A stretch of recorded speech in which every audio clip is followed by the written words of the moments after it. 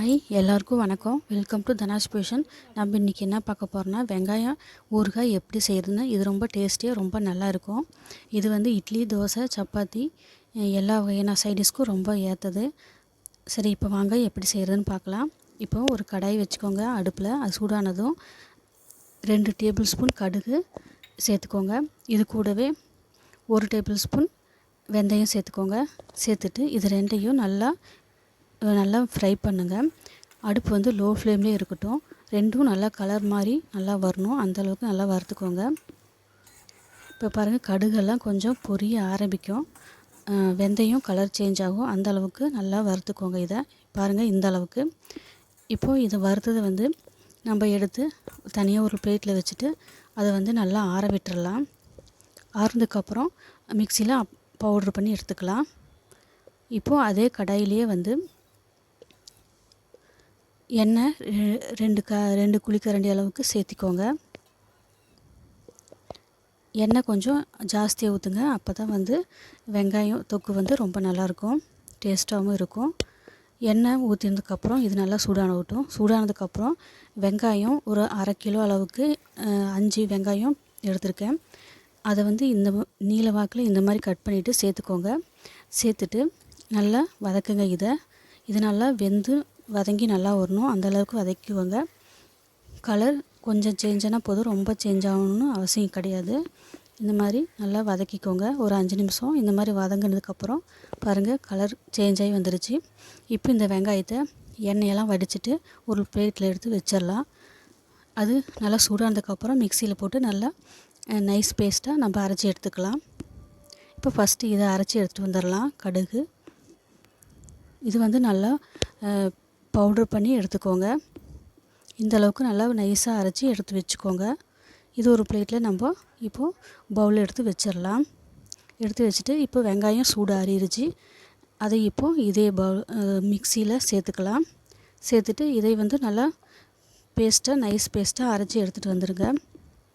இப்போ இது ரெண்டையும் ஒரு பவுலில் போட்டு தனியாக எடுத்து வச்சிடலாம். இது வந்து ஒரு பக்கம் எடுத்து வச்சுக்கோங்க. இப்போது புளி வந்து ஒரு லெமன் சைஸ் அளவு புளி எடுத்துருக்கேன். அது ஒரு 10 நிமிஷம் ஊற விட்டுருக்கேன். இப்போ வந்து கையிலேயே நல்லா பிணைஞ்சிக்கோங்க. பிணைஞ்சிட்டு அந்த தூளையெல்லாம் இது மாதிரி பிழிஞ்சு தனியாக எடுத்து வச்சுருங்க. இந்த மாதிரி கெட்டியான இது புளி தண்ணி ரெடி பண்ணி வச்சுக்கோங்க. இது தனியாக எடுத்து வச்சுருங்க. அவ்வளோதான். இப்போது நம்மளோட தொக்கு செய்கிறதுக்கு எல்லாமே ரெடியாக இருக்குது. சாமானெல்லாம் இந்த மாதிரி எல்லாத்தையும் பக்கத்தில் எடுத்து தயார் பண்ணி எடுத்து வச்சுக்கோங்க. இப்போது நம்ம அடுப்பு ஆன் பண்ணிவிட்டு அதே கடாயில் எண்ணெய் இன்னும் வேணுன்னா கொஞ்சம் ஊற்றிக்கோங்க. ஊற்றிட்டு அதை சூடாகட்டும். சூடானதுக்கப்புறம் கடுகு 1 டேபிள் ஸ்பூன் சேர்த்திக்கோங்க. சேர்த்துட்டு இது நல்லா பொரியட்டும்.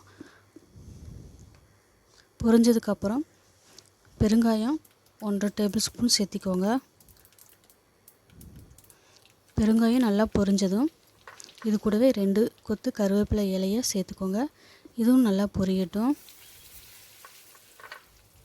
இப்போது ஒரு பெரிய மீடியம் சைஸ் வெங்காயம் இது மாதிரி கட் பண்ணி எடுத்து வச்சுருக்கேன். அதை இப்போ இது கூட சேர்த்துக்கோங்க. சேர்த்துட்டு இது வந்து நல்லா வதக்குங்க. இது வந்து கலர் கொஞ்சம் சேஞ்ச் ஆகி வரட்டும். அந்தளவுக்கு நல்லா வதக்கிக்கோங்க. நல்லா வதங்கி வெந்து வரணும். அந்தளவுக்கு வதக்கிக்கோங்க. பாருங்கள், இந்த அளவுக்கு வெங்காயம் தண்ணி இல்லாமல் எல்லாம் நல்லா வதங்கி வரணும். அப்போ தான் நல்லாயிருக்கும், ஊறுகாய் கெட்டு போகாமல் இருக்கும். இப்போது நம்ம புளி தண்ணியை இதில் ஊற்றிடலாம். ஊற்றிட்டு கலந்து கொடுத்துக்கோங்க. கலந்து கொடுத்துட்டு இது கூடவே இப்போது நம்ம அரைச்சி வச்சுருக்கிற வெங்காயத்தையும் இது கூட சேர்த்துக்கோங்க. வெங்காயத்தை சேர்த்ததுக்கப்புறம் ரெண்டையும் வந்து நல்லா வதக்கணும். சேர்த்ததுக்கப்புறம் நல்லா வதக்குங்க. இது வந்து இதில் இருக்கிற ஈரம் தன்மையெல்லாம் போயிடணும். அந்தளவுக்கு வதக்குங்க. இதுக்கு தேவையான உப்பையும் சேர்த்திக்கோங்க. நான் வந்து கல் உப்பு சேர்த்திருக்கேன். சேர்த்துட்டு நல்லா வதக்குங்க. ஆயில் வந்து நல்லா பிரிஞ்சு வரணும். ஈரத்தன்மை கொஞ்சம் கூட இருக்கக்கூடாது. அந்தளவுக்கு வதக்கிக்கோங்க. அப்போ தான் ஊறுகாய் கெட்டு போகாமல் நல்லாயிருக்கும். பாருங்கள், இந்த அளவுக்கு வதக்கிக்கோங்க. இந்த அளவுக்கு வதங்கினதுக்கப்புறம் இது கூட மசாலா ஆட் பண்ணிடலாம். 2 டேபிள் ஸ்பூன் தனி மிளகாய்த்தூள் சேர்த்திக்கோங்க. உங்கள் காரத்துக்கு தகுந்த மாதிரி பார்த்து சேர்த்துக்கோங்க. மஞ்சத்தூள் 1/2 டேபிள் ஸ்பூன் சேர்த்திக்கோங்க.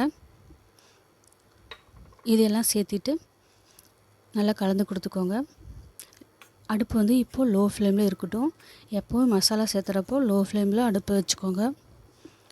சேர்த்துட்டு நல்லா மிக்ஸ் பண்ணி விடுங்க. இது எல்லாத்தையும்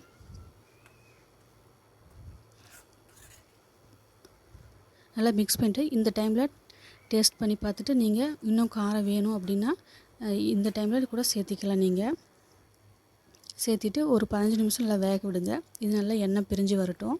பிரிஞ்சு வந்ததுக்கப்புறம் இது கூட நம்ம பவுட்ரு பண்ணி வச்சுருக்கிறத இது கூட சேர்த்திடலாம். கடுகு, வெந்தய பவுடர் சேர்த்திட்டு நல்லா கலந்து கொடுத்துருங்க. இது வந்து ஒரு 5 நிமிஷம் நல்லா வதங்கட்டும். இந்த மசாலா எல்லாம் ஒன்று சேர்ந்து வர வரைக்கும் நல்லா வதக்கிக்கோங்க. எண்ணெயும் இது மசாலா கூட சேர்ந்து நல்லா வரணும். அந்தளவுக்கு வதக்கிக்கோங்க. ஒரு 5 நிமிஷம் ஆகும் இது. அவ்வளோதான். இப்போ வெங்காயத்தொக்கு ரெடி ஆயிடுச்சு. நம்மளுக்கு ஈஸியாக ரெடி பண்ணிடலாம். இது வந்து காய்கறி இல்லைன்னா அந்த மாதிரி டைமில் இது யூஸ் பண்ணிக்கலாம் நம்ம. இதே மாதிரி நீங்களும் செஞ்சு பாருங்கள். தேங்க்யூ ஃபார் வாட்சிங்.